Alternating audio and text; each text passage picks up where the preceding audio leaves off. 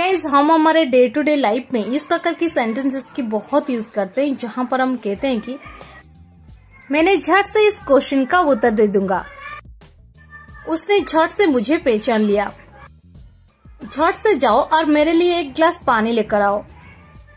Guys इस प्रकार की सेंटेंसेस को हम हिंदी में तो बड़ी आसानी से बोल लेते हैं, बट इसे इंग्लिश में कैसे कहेंगे जहाँ पर हम फ्रेज यूज करते हैं झट से।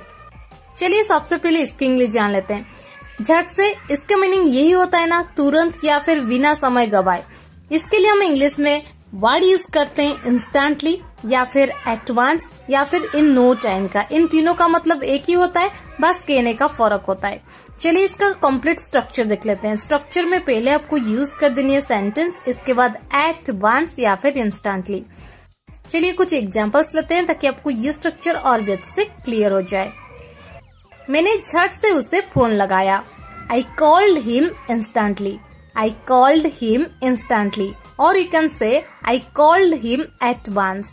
I called him at once.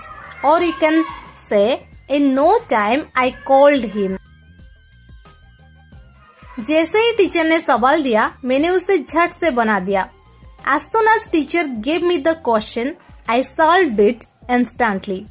As soon as teacher gave me the question, I solved it instantly. Or you can say, I solved at once as soon as teacher gave the question. I solved at once as soon as teacher gave the question. झट से जाओ और मेरे लिए एक गिलास पानी लेकर आओ। Go at once and get me a glass of water.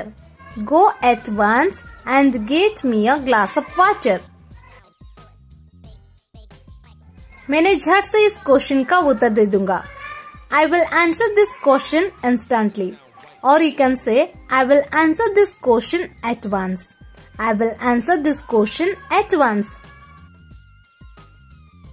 Rahul ने झट से उसे एक थप्पड़ मारा।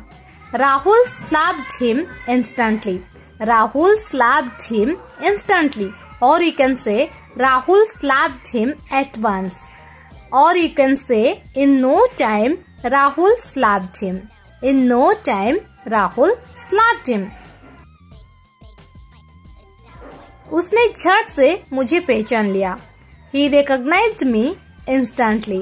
He recognized me instantly.